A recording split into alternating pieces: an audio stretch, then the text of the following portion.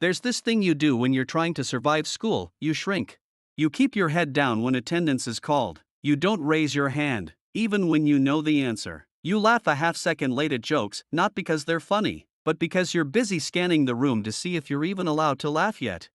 And when the hallway starts buzzing with the stampede between classes, you move fast, headphones in, but no music, just in case someone says your name, or worse, doesn't. It's not that every day is terrible. Sometimes, you have normal mornings, you scroll through your phone too long, forget to eat breakfast, and end up running out the door with mismatched socks and a cold Pop-Tart. Sometimes, you're just tired from trying, from existing. And then there's him. The one person who seems to have endless energy for making your life miserable. He doesn't just bump into you, he leans into it, like it's a sport. He doesn't just call you names, he whispers them right when you think you're safe. Quiet venom, social jabs, the kind of cruelty that isn't technically against the rules, but still ruins your entire day. And the worst part? You don't even know what you did. Now imagine this: one day, something weird happens. Let's say, there's a new guidance counselor at school, or maybe a freak tech startup is beta testing some empathy calibration chip, or hey, maybe it's just cosmic karma, but whatever it is, it suddenly links your pain to his body. Every time you flinch, he twitches. Every insult he throws at you hits him right in the chest, not metaphorically, literally.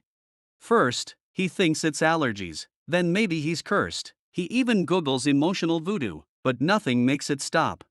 Because every time you bite your lip to hold back tears, he tastes salt. Every time your stomach twists with anxiety in the cafeteria, his lunch suddenly doesn't sit right. Every time you lie awake replaying a stupid, humiliating moment for the 10th time, he can't sleep either.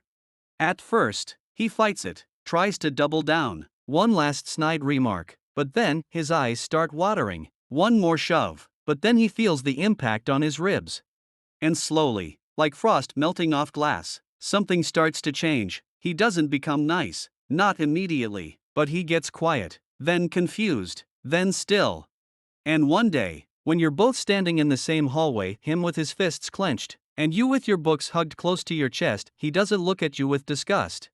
He looks at you like someone who's just recognized himself in a mirror and didn't like what he saw. Later that week, he's the one who raises his hand in English and says, "That book about the monster? Maybe the monster wasn't the point, maybe it was the fear."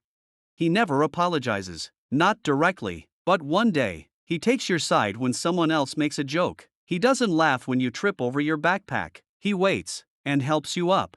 Empathy didn't make him a saint, but it did make him see.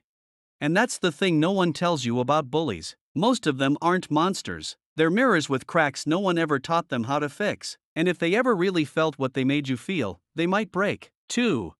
In the end, he stops hurting you, not because someone told him to, but because he finally knew what it felt like to be you.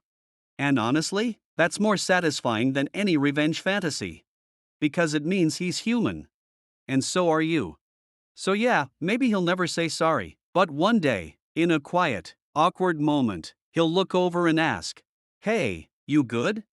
And you'll smile, maybe a little broken, but still standing. And say, "Yeah, I'm good." Because now, you both are.